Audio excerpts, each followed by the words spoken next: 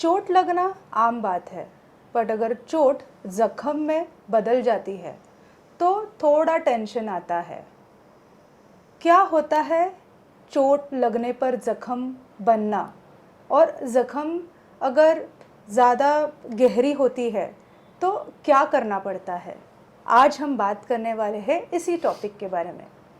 नमस्कार and welcome to health आशा। मैं हूँ डॉक्टर प्रिया देवलेकर, आपकी होस्ट एंड दोस्त। आज हम बात करने वाले हैं चोट, जख्म, अल्सर्स, ये टॉपिक के बारे में। हमारे साथ जुड़े हैं हमारे health expert doctor Sameer Devlekar. Sir has an experience of more than 25 years in the Department of Surgery. He is the professor and head of unit of Department of Surgery in the premier institute of the country, KEM Hospital. Sir, नमस्कार and welcome to our show. Thank you. Sir, क्या होता है चोट लगना, और चोट लगने पर अगर ज़ख्म हो जाता है तो इसमें डिफरेंस क्या है, ज़ख्म या अल्सर जिसको हम कहते हैं?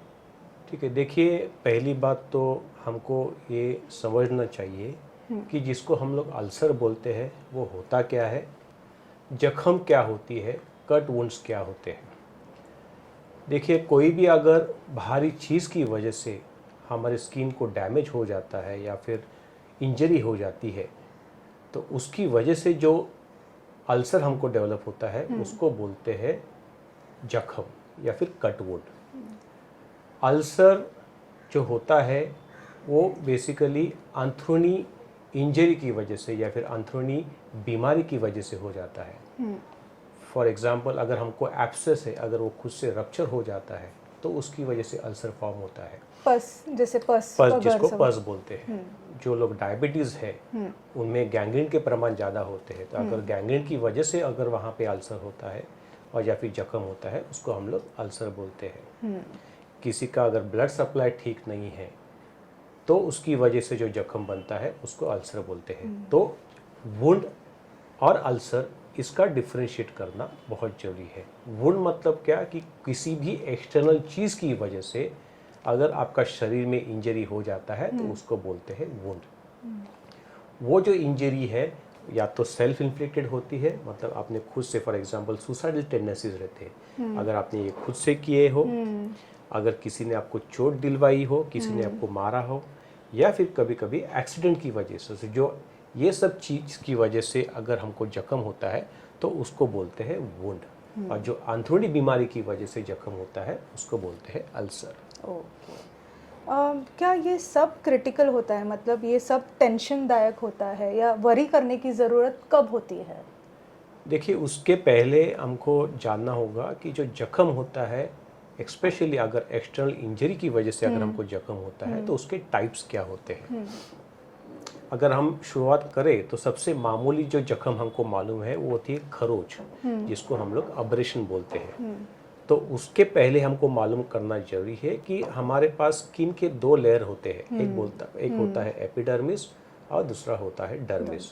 तो अगर सिर्फ बाहर के लेयर के, स्किन के जो बाहर का लेयर होता है एपिडर्मिस, अगर सिर्फ उसको उसी लेवल पे अगर हमको इंजरी होता है तो उसकी वजह से जो जख्म होता है उसको हम लोग बोलते हैं अब्रेशन। अब्रेशन यूजुअली मामूली किस्म का जख्म होता है जो लोकल एंटीबायोटिक या फिर लोकल दवाई से ठीक किया जा सकता है।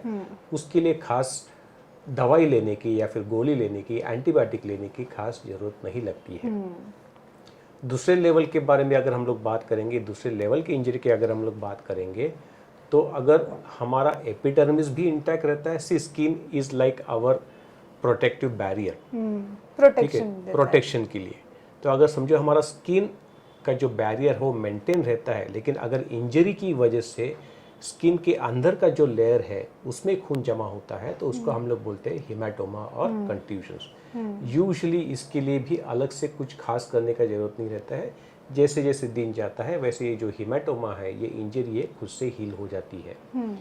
तीसरी इंजरी होती है जिसको हम लोग बोलते हैं CLW, मतलब कंट्यूस लैसरेटेड वुंड। अब क्या होता है कंट्यूस लैसरेटेड वुंड? जैसे मैंने आपको पहले इंजरी के बारे में बताया था कि सिर्फ हमारा एपिडर्मिस अगर इंजर हो जाता है तो उसको हम लोग बोलते हैं अब्रेशन। लेकिन अगर एपिडर्मिस के साथ में अगर हमारा जो डर्मिस लेयर है, जो सेकेंड लेयर है, वो भी अगर ब्रीच हो जाता है और अंदर के टिश्यूज अगर एक्सपोज हो जाते हैं तो उसको हम लोग बोलते हैं कंटिन्यूस लैसरेटेड वुंड। ठीक है।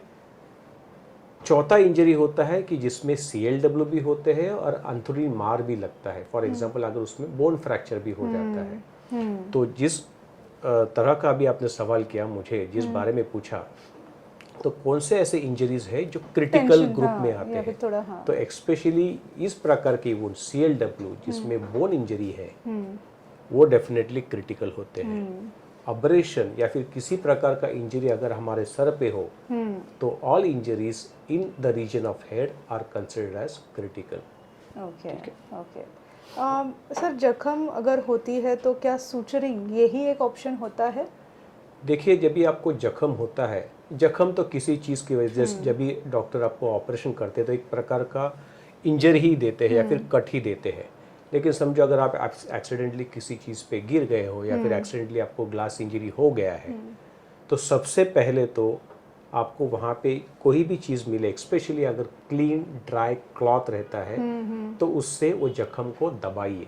प्रेशर की वजह से ब्लीडिंग जो है वो खुद ब खुद रुक जाती है। हमारा शरीर की रचना इस प्रकार से की गई है कि अगर हम कुछ भी नहीं करें और हमको ब्लीडिंग होए तो भी 3 से 5 मिनट तक ये ब्लीडिंग खुद ब खुद रुक जाती है। So we have that normal defence mechanism. वो डिफेंस मैकेनिज्म को थोड़ा सा फास्ट अप करने के लिए हमें यहाँ पे प्रेशर देना है। जरूरी है। दूसरी बात क्या करनी है, जब भी आपको इंजरी हो जाता है और अगर आपको लगता है कि सिग्निफिकेंट ब्लीडिंग है तो वो जो लेवल है, जिस लेवल पे आपको इंजरी हुआ है उस लेवल को थोड़ा सा हार्ट के ऊपर लेना है ताकि ग्रेविटी से उसका जो प्रेशर है वो थोड़ा सा कम हो जाए ताकि ब्लीडिंग फिर ऑटोमेटिकली कम हो जाता है। तो 2 चीज़ जरूरी है, एक तो क्लीन टॉवल से क्लीन इस चीज़ के लिए कि ताकि उसमें इन्फेक्शन ना हो। अगर समझो अगर आगे चल के आपको उसको टाका मारना है तो इन्फेक्शन के चांसेस अगर आप क्लीन टॉवल यूज़ करते हो तो कम हो जाते हैं। और दूसरी बात, उसको एलिवेट करना है, वो भले हाथ में हो पैर में हो। अगर पैर में होता है तो आपको पैर का नीचे 2-3 तकिया रखना है ताकि पैर आपका जो है हार्ट लेवल के ऊपर हो और प्रेशर की वजह से, कम प्रेशर की वजह से ब्लीडिंग कुछ हद तक कंट्रोल में आए। सिमिलरली अगर हाथ में हो तो हाथ थोड़ा सा ऊपर के बाजू रखना है। सिमिलरली समझो अगर आपको हेड रीजन पे, फेस के रीजन पे अगर इंजरी होता है तो it's better to keep a pillow under your head. सर के नीचे तकिया रखना मुनासिब है। सर सारे ये जो जख्म होते हैं क्या उनको आप मतलब स्टिच करते हो? जैसे अगर कुछ वुंड होता है तो हमने देखा है कि टाका पड़ता है, तो क्या ये जैसे आपको मैंने कैटेगरीज के बारे में बताया था कि कौन से कैटेगरीज है, वुंड के प्रकार क्या है। तो एक्सपेशली जो CLW मैंने आपको बताया था कि कंटिन्यूस लैसरेटेड वुंड, मतलब क्या कि आपका एपिडर्मिस और डर्मिस जो लेयर है स्किन का, अगर वो ब्रीच हो जाता है तो आपको वहाँ पे टाका मारना जरूरी हो जाता है। अब ये टाका मारना क्यों जरूरी है? क्योंकि अगर समझो उसको हम लोग टाका नहीं मारते, जैसे मैंने आपको पहले कहा था कि skin is a natural barrier. तो जब भी हमें कट होता है तो वो जो नेचुरल बैरियर है वो डिस्टर्ब हो जाता है, तो इन्फेक्शन पकड़ने के चांसेस ज़्यादा रहते हैं। दूसरी बात, समझो अगर उस पर टाका हम लोग नहीं लेते हैं तो आगे चल के जो जख्म बनने वाला है वो थोड़ा सा डिसफिगर या फिर कॉस्मेटिकली लुक अच्छा नहीं देता है। जो हीलिंग प्रोसेस है वो ठीक तरह से नहीं हो पाता, तो इसके लिए जो उसके निशान रहते हैं वो थोड़े से खराब दिखते थे। अगर हमें निशान अच्छा चाहिए, अगर वहाँ पे हमें इन्फेक्शन कम चाहिए तो उसके लिए हम लोग टाका मारना ज़रूरी समझते हैं। ये टाके ऐसे भी होते हैं जैसे हमने सुना है जो खुद भी गल जाते हैं, किस किस प्रकार के ऐसे टाके अगर आप हमारे दर्शकों को बताएंगे? टाका मारने के, जख्म को बंद करने के काफ़ी सारे तरीके रहते हैं। सबसे पहले या फिर जो काफ़ी लोगों को उसके बारे में जानकारी है वो है टाका मारना। टाका मतलब सूचर, जिससे धागे से हम लोग वो जो जख्म है उसको टाका मारते हैं। ठीक है, उसके साइड इफ़ेक्ट्स क्या है या फिर उसके प्रॉब्लम्स क्या है कि 6 या 7 दिन के बाद किसी पर्टिकुलर जगह पे अगर वो इंजरी होता है तो वो हिसाब से, दिन के हिसाब से उसको टाका निकालना पड़ता है। तो 7-8 दिन के बाद टाका निकालना जरूरी पड़ जाता है। दूसरी बात, उसके जो निशान रहते हैं यूजुअली ये लाइफ लॉन्ग रहते हैं। ठीक है, तो इसका डिसएडवांटेज क्या था कि इसको निकालना जरूरी है। तो ये जो डिसएडवांटेज है उसको ओवरकम करने के लिए फिर एक नई टेक्नोलॉजी आई जिसको हम लोग बोलते हैं एब्जॉर्बेबल टाका या फिर एब्जॉर्बेबल सूचर, जिसमें हमको टाका निकालने का ज़रूरत नहीं लगता है। ओके।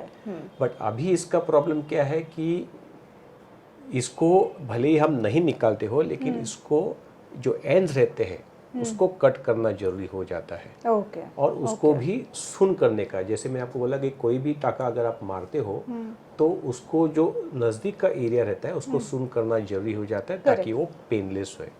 तो टाका भले वो एब्जॉर्बेबल हो या फिर नॉन एब्जॉर्बेबल हो, मतलब वो पिघलने वाला हो या फिर न पिघलने वाला हो, उसको सुन करने के लिए दवाई देना ही पड़ता है।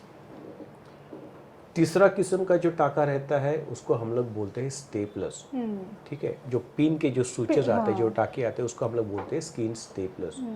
अब ये किस सिचुएशन में दिए जाते हैं? आजकल तो काफ़ी कॉमन है ये, काफ़ी सर्जरीज में भी हम लोग इसका इस्तेमाल करते हैं।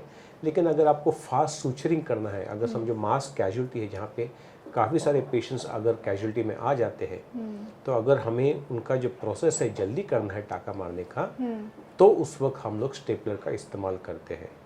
स्टेपलर के फ़ायदे इतने हैं कि जो टाका मारते वक्त हम लोग जो टाका निकाल दे, कभी कभी अगर चाइल्ड रहता है या फिर एंग्शियस पर्सन रहता है तो उसको एक डर लगा रहता है कि भाई टाका मारते वक्त भी मुझे पेन हुआ है, टाका निकलते वक्त भी मुझे पेन होने वाला है। तो ये जो एंग्जाइटी है ये स्टेपलर में काफ़ी कम रहती है। स्टेपल निकालने का जो प्रोसेस है काफ़ी सिंपल रहता है और पेनलेस रहता है। सो ये सब चीज़ के बारे में हम लोग यहाँ पे इसलिए डिस्कस कर रहे हैं कि that I don't expect you to suture the wound. मैं आपसे ये उम्मीद नहीं करता हूँ कि आप आगे चल के टाका मारो पेशेंट के ऊपर, लेकिन आपके मन में जो डर बैठा हुआ है कि टाका मारना और टाका निकालना एक पेनफुल प्रोसीजर है, तो whole concept of this show is to tell you that this is absolutely painless. That is one.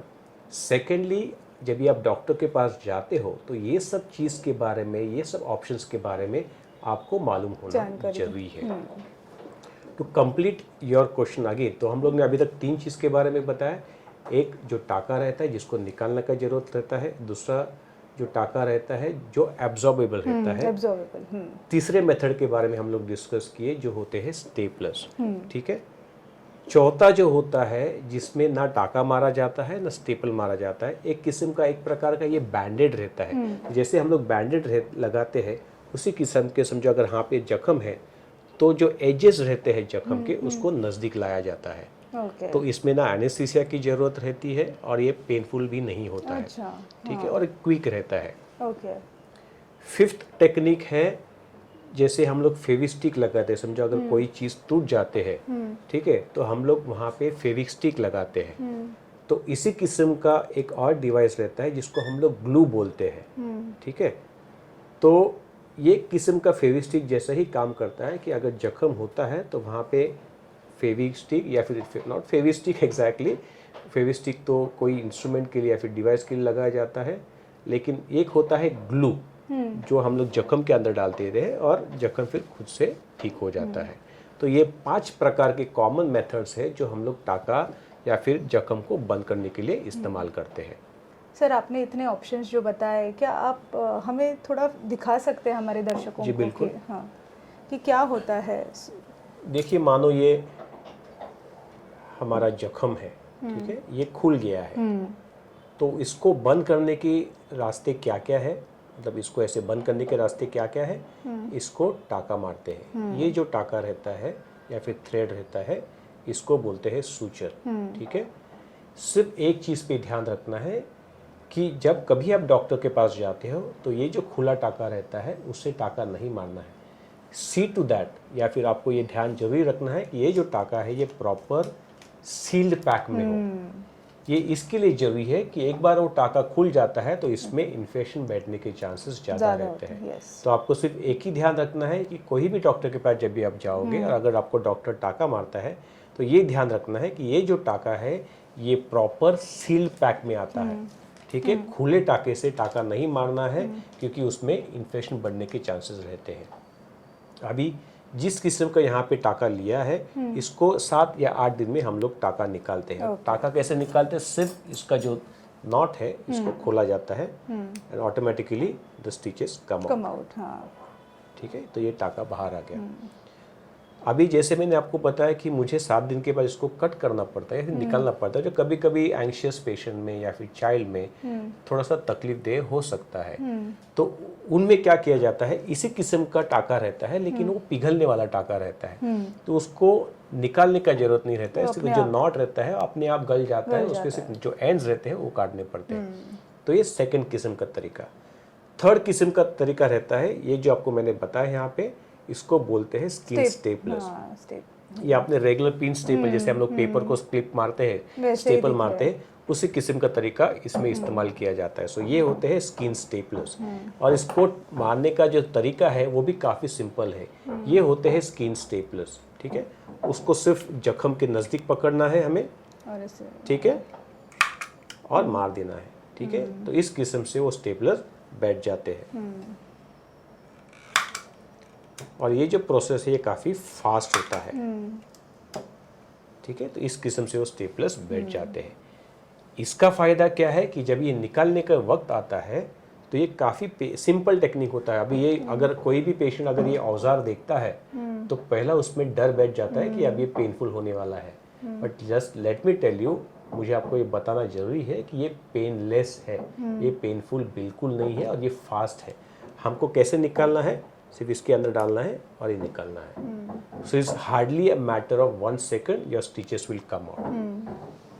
चौथा तरीका मैंने आपको बताया था कि जैसे बैंडेड रहते हैं वैसे इस किस्म के अलग से एक स्टिक्स रहते हैं, पेपर स्ट्रिप्स रहते हैं, इसको स्टरी स्टेप बोलते हैं। इसको सिर्फ यहाँ पे चिपकाया जाता है, इस तरह से, साधारण इस तरीके से उसको चिपकाया जाता है, ठीक है।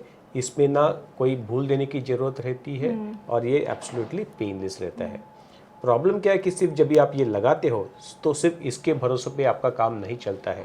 इसके लिए आपको और एक मैकेनिज्म जो रहता है टाका बंद करने का, उसको लेना पड़ता है। मतलब जो ग्लू मैंने आपको बोला तो वो ग्लू भी इसके अंदर डालना है और उसके बाद ये सरी स्टेप लगाना, बिकॉज ये काफ़ी डेलिकेट रहते हैं। तो जहाँ पे हमारा फोर्स ज़्यादा है, जहाँ पे हमारा यूसेज ज़्यादा है, स्पेशली हाथ में, पैर में, तो वहाँ पे ये चीज़ हम लोग ज़्यादा इस्तेमाल नहीं करते। लेकिन जहाँ पे फेस के जो मसल्स आते हैं, फेस जहाँ पे मसल्स इतने स्ट्रांग नहीं रहते, तो वहाँ पे दिस वर्क्स परफेक्ट, बिकॉज ये कॉस्मेटिकली भी अच्छा लुक देता है और ये काफ़ी फास्ट भी होता है, ठीक है। तो ये था चौथा टेक्निक। और जैसे आपको बोला कि लास्ट टेक्निक जो है एक किस्म का, अभी this is just for your demonstration purpose, कि ऐसे किस्म का एक क्रीम आता है जो आपको जख्म के अंदर डालना है और उसको सिर्फ थोड़ा सा दबा के पकड़ना है, तो automatically the wound will heal. Okay sir. Sir कोई ऐसे घरेलू उपाय भी होते हैं जो हम कर सकते हैं? देखिए, घरेलू उपाय तो बहुत सारे हैं, बट मैं रेकमेंड नहीं करूँगा। अभी कुछ उदाहरण मैं आपको देना चाहता हूँ कि लोग किस किस तरह का घरेलू चीज़ों का इस्तेमाल करते हैं ब्लीडिंग रोकने के लिए। एक सादा अपना आटा, चपाती का आटा, मतलब ये अभी मेरे लगभग 30 साल के प्रैक्टिस में मैंने देखा है कि लोग किस तरह के चीज़ें इस्तेमाल करते हैं ब्लीडिंग कंट्रोल करने में। एक सबसे कॉमन है आटा। अभी लोग आटा क्यों इस्तेमाल करते हैं, जैसे हम लोग ने देखा कि अगर हम लोग आटा बाहर भी रख देते हैं तो कुछ देर के बाद वो ड्राई हो जाता है। तो लोग यही उम्मीद में आटा जख्म पे डालते हैं कि ताकि कुछ देर के बाद वो जो ब्लड है वो सूख जाए और ब्लड रुक जाए, ठीक है। अभी इसके डिसएडवांटेज के मैं आपको लास्ट में बताता हूँ, ठीक है। तो मैंने ये भी देखा है कि लोग आटा डालते हैं। दूसरी बात, लोग आते हैं कभी कभी जख्म पे हल्दी डालते हैं, जैसे टर्मरिक डालते हैं। डेफिनेटली उसके फ़ायदे तो है क्योंकि एक एंटीसेप्टिक है। उसके बाद वहाँ के जो नस रहते हैं वो थोड़े से ब्लॉक हो जाते हैं, जिसकी वजह से ब्लीडिंग कम हो जाता है। तो हल्दी है, काफ़ी कॉमन रिसोर्सेस है, काफ़ी कॉमन चीज़ है जो ब्लीडिंग कंट्रोल में यूज़ किया जाता है।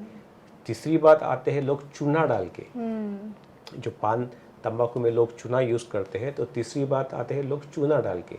अभी चूना में होता क्या है, कैल्शियम। और जैसे मैंने आपको बताया कि आपकी शरीर की रचना ऐसी की गई है कि कैल्शियम एक ऐसा घटक है जो नॉर्मली ही आपके ब्लड को रोक देता है, और जितना ज़रूरी रहता है ब्लड रोकने के लिए उतना प्रमाण में तो डेफिनेटली हमारे शरीर में रहता है। तो ऊपर से कैल्शियम डालने का ज़रूरत नहीं है, ठीक है। सो ये तीसरी मेथड है। चौथी मेथड हमने देखी है कि जो डिओड्रेंट, लोग जो डिओड्रेंट यूज़ करते हैं उसमें भी ब्लीडिंग रोकने की कुछ क्षमता रहती है। और क्यों रहती है, क्योंकि उसमें एल्यूमिनियम क्लोराइड रहता है।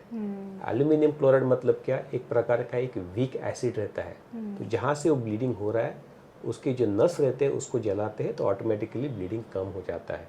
प्लस दूसरा एडवांटेज क्या है कि बिकॉज वो जो एरिया है उसको जलाता है तो वहाँ पे जो जंतु है कुछ हद तक उसको भी वो सीमित रखता है या फिर इन्फेक्शन होने के चांसेस कम रहते हैं।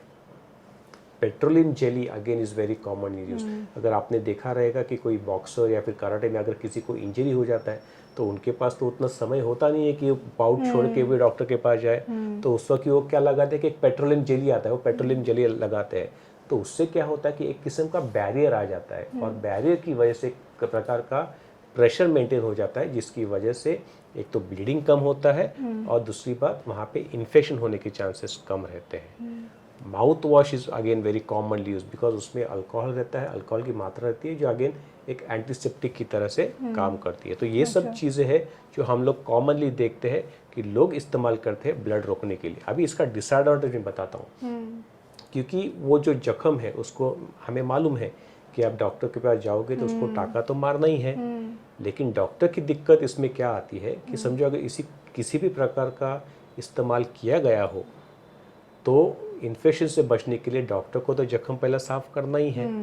तो अगर जख्म नॉर्मली ही साफ रहेगा तो डॉक्टर को ज़्यादा घिसने का जरूरत नहीं लगता है, तो वो पेनलेस हो जाता है। लेकिन जस्ट इमेजिन करो कि आपने हल्दी लगाया है पूरा जख्म पे, आपने आटा डाला है, तो जब भी आप उसको घिसेंगे तो पेन तो होने वाला है, ठीक है।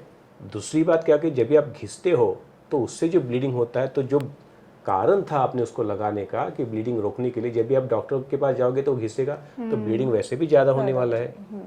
और उसके जो फायदे हैं कुछ खास सिग्निफिकेंट नहीं है, 19-20 ही है, ठीक है। तो ये सब चीज़ मैं कभी एडवाइस करूंगा कि जब भी कोई डॉक्टर आपके पास अप्रोचेबल नहीं है, आप ऐसी जगह पे हो जहाँ पे डॉक्टर की फैसिलिटी आपको इजीली अवेलेबल नहीं है, तो उस वक्त मैं कुछ हद तक सलाह दूंगा कि आप ये सब चीज़ का इस्तेमाल कर सकते हो, but as far as possible इसको अवॉइड करना है, ठीक है। मोस्ट इम्पॉर्टेंट थिंग इज आपको वहाँ पे प्रेशर रखना है और कोई भी जो पार्ट है उसको ऊपर उठाना है ताकि उसका जो प्रेशर है वो कम हो जाए, ब्लीडिंग को ऑटोमेटिकली रुकना है।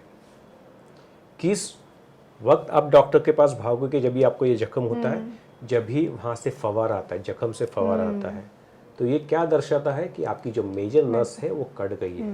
तो जितना जल्दी हो सके उतना जल्दी डॉक्टर के पास भागो। आपने जो प्रेशर दिया है वो कपड़ा भीग जाता है, ब्लीडिंग जो है आपका ज़मीन पे आ जाता है, पेशेंट की अगर कॉन्शियस लेवल जो है वो ड्रॉप होना चालू होती है, इसका मतलब जो ब्लीडिंग है वो अभी सीवियर है और आपको जितना जल्दी हो सके उतना डॉक्टर के पास जाना जरूरी है। सर, चोट लगना ये सच्ची आम बात है और उसका ऐसे ज़ख्म में रूपांतर अगर हो जाता है तो हमें क्या क्या प्रिकॉशंस लेने पड़ते हैं, आपने बहुत ही अच्छे से बताया। हमें ये भी बताया कि क्या क्या टेक्निक्स आजकल आज के दौर में ये सब अवेलेबल है। सर, मैं धन्यवाद करना चाहूँगी आपका कि आप आए और आपने हमको इतने सारे ऑप्शंस बताए हमें कि आज चोट को अगर हम नहीं ठीक करते हैं और कब हमें डॉक्टर के पास जाना है, तो उसके क्या क्या कॉम्प्लिकेशंस होते हैं और क्या क्या ट्रीटमेंट ऑप्शंस अवेलेबल है। और अगर जाना भी पड़े तो बिल्कुल न डरे हुए जाना है। तो that is also available now कि पेनलेस अगर सपोज सूचरिंग भी अवेलेबल है। इसी के साथ मैं आज अपना हेल्थ टॉपिक यही समाप्त करती हूँ। उम्मीद करती हूँ कि आपको हमारे वीडियोस पसंद आ रहे हैं, आप हमारा हेल्थ चैनल फॉलो कर रहे हैं। हमारे हेल्थ एक्सपर्ट्स ऐसे ही आपके साथ जुड़े रहेंगे, मैं आपके साथ जुड़ी रहूँगी और अगले हफ्ते फिर मिलते हैं एक और हेल्थ एक्सपर्ट और एक और हेल्थ टॉपिक के साथ। तब तक नमस्कार। For following our videos and hearing more of such information, do follow Dr. Priya Devlekar's Health Asha and also to subscribe my channel. If you require any specific health topic to be covered in my talk show, do let me know. Thank you.